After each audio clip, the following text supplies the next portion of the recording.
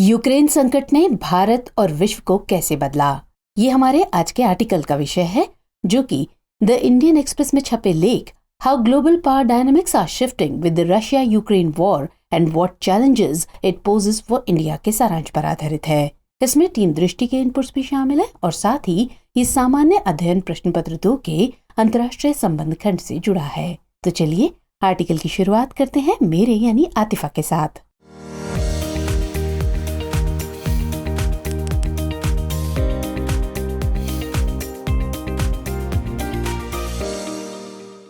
जैसा कि हम सभी जानते हैं कि बीते साल फरवरी में यूक्रेन पर रूस ने जो हमला किया वो अब तक जारी है और इस जंग को शुरू हुए करीब 1 साल हो गया और इसने दुनिया को कई मायनों में प्रभावित किया है। वैश्विक बिरादरी राजनीति और आर्थिक दोनों ही क्षेत्रों में इस युद्ध के प्रभावों का अनुभव कर रही है। अभी हाल ही में आकलन किया गया कि 2023 में दुनिया आर्थिक मंदी का सामना कर सकती है और रूस यूक्रेन युद्ध इसकी बड़ी वजह है।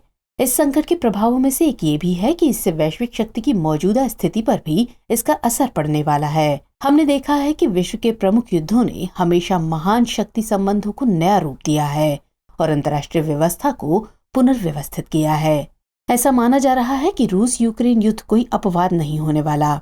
इसीलिए कहा जा रहा है कि इस युद्ध के बाद वैश्विक राजनीति में भी बहुत कुछ बदल जाएगा। वहीं दूसरी तरफ यूक्रेन संकट के चलते वैश्विक शक्ति में जो बदलाव आएगा, इससे भारत के सामने भी चुनौतियां बढ़ने वाली हैं। इसकी वजह है कि भारत G20 की अध्यक्षता कर रहा है, लेकिन यूक्रेन संकट के चलते आर्थिक और राजनीतिक दोनों मोर्चों पर प्रमुख शक्तियों के बीच संघर्ष तेज हो गया है। इससे भारत की अध्यक्षता और अधिक चुनौतीपूर्ण बनेगी।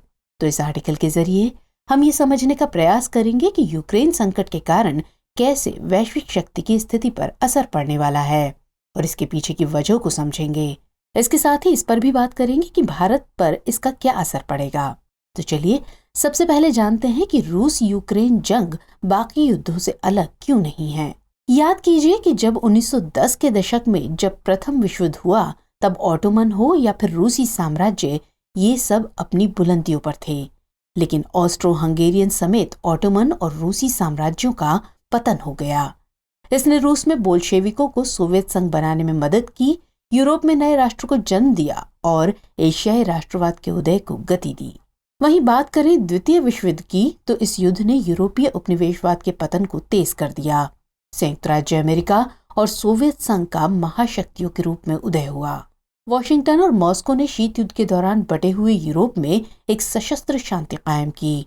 औपनिवेशीकरण के खात्मे ने एशिया और अफ्रीका में कई नए राष्ट्रों का जन्म देखा। शीत युद्ध ने सोवियत संघ के पतन का नेतृत्व किया। पूर्वी और मध्य यूरोप में इसके प्रभाव क्षेत्र को खत्म कर दिया। सोवियत संघ पतन के साथ ही दुनिया में एक ध्रुवीयता का उदय हुआ। शीत युद्ध के बाद बड़े पैमाने पर आर्थिक परस्पर निर्भरता के युग में चीन का तेजी से उदय हुआ और एक प्रमुख शक्ति के रूप में भारत का भी उदय हुआ। 1990 के दशक में जो रूस और चीन एक ध्रुवीय व्यवस्था पर लगभग राजी थे, 21वीं सदी में अमेरिका के नेतृत्व वाली अंतर्राष्ट्रीय व्यवस्था के खिलाफ मुखर होने लगे। अब ऐसे में सवाल है कि वैश्विक शक्ति में बदलाव का अनुमान क्यों जताया जा रहा है। तो असल में इसके कई कारण हैं। इन कारणों में से एक है कि जंग का अंत चाहे जो भी हो, रूस इस सैन्य दुस्साहस से कमजोर होकर बाहर आएगा। यूक्रेन को एक आजाद देश के रूप में खत्म करने और नाटो के पूर्व की ओर विस्तार को रोकने के पुतिन के प्रयासों का उल्टा असर हुआ है। इस युद्ध के चलते यूक्रेन एक राष्ट्र के रूप में और मजबूत हुआ है और स्वीडन तथा फिनलैंड को शामिल कर नाटो अपने विस्तार की तरफ अग्रसर है। इसकी दूसरी वजह है कि यूरोपीय संघ की अर्थव्यवस्था रूस की तुलना में 10 गुना बढ़ी है, लेकिन इसके बावजूद इस जंग ने रूस के खिलाफ खुद का बचाव करने में यूरोप की अक्षमता को उजागर किया है। इससे यूरोप की बड़ी कमजोरी उभर कर सामने आई है। फिर अभी और आने वाले वक्त में यूरोप विस्तारवादी रूस के खिलाफ अपनी रक्षा के लिए अमेरिका पर निर्भर रहेगा। जाहिर है इससे अमेरिका और मजबूत होने जा रहा है, लेकिन यूरोप एक कमजोर महादेश के रूप में सामने आया है। अमेरिका इसलिए भी मजबूत होगा क्योंकि अमेरिका यूक्रेन युद्ध से एक बड़े विजेता के रूप में उभर रहा है। अमेरिका ने इस जंग में कमजोर यूक्रेन के पक्ष में युद्ध के मैदान को सक्रिय रूप से एक आकार दिया है। लड़ाई में सीधे तौर पर शामिल हुए बिना अमेरिका युद्ध की दिशा को प्रभावित कर रहा है और यूक्रेन में शांति की शर्तों को परिभाषित करने में सबसे आगे है। इससे भी बड़ी बात है कि अमेरिका ने युद्ध के कारण मानवीय आपदाओं और निर्णय लेने में एक संप्रभु देश के स्वायत्तता के अधिकार के उल्लंघन के खिलाफ जमकर हमला बोला है। रूस को वैश्विक व्यापार और बहुपक्षीय संगठनों से बाहर करके दुनिया को अपने पक्ष में एकजुट करने की कोशिश की है।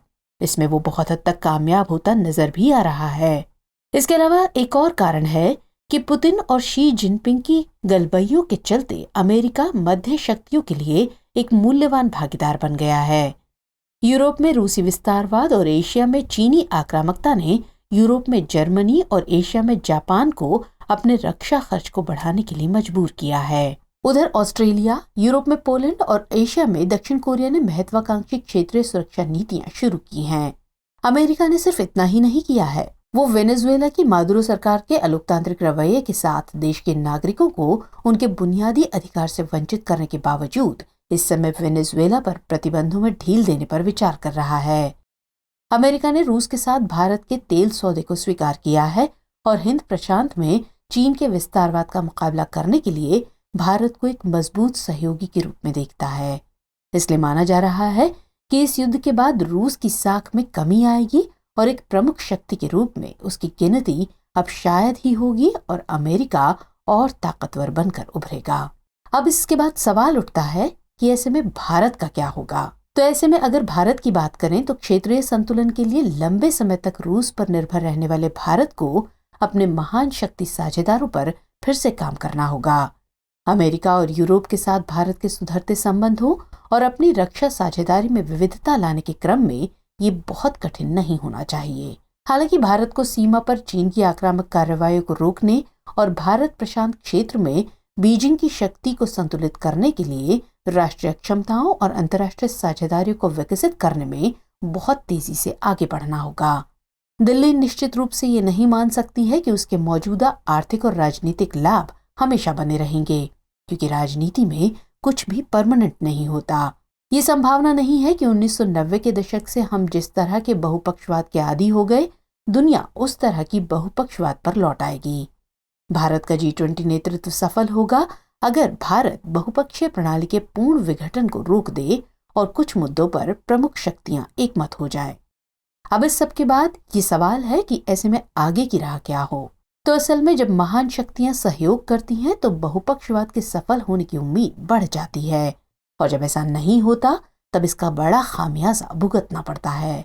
शीत युद्ध की समाप्ति के बाद प्रमुख शक्तियों के बीच 3 दशकों के सापेक्ष सद्भाव ने बहुपक्षवाद में महत्वपूर्ण प्रगति की। लेकिन आज जब महान शक्तियां एक दूसरे से लड़ रही हैं, तब बहुपक्षीय समझौतों की संभावनाएं बेहद कम हो गई हैं। बहरहाल देखने वाली बात ये होगी कि यूक्रेन संकट के खत्म होने के बाद वैश्विक राजनीति किस करवट बैठती है। चलिए अब सवाल नोट कर लीजिए। यूक्रेन संकट ने वैश्विक राजनीति को किस प्रकार परिवर्तित किया है, परीक्षण कीजिए। तो आज के एपिसोड में इतना ही। मिलेंगे अगले एपिसोड में किसी और इम्पोर्टेंट टॉपिक के साथ। तब तक के लिए जय हिंद।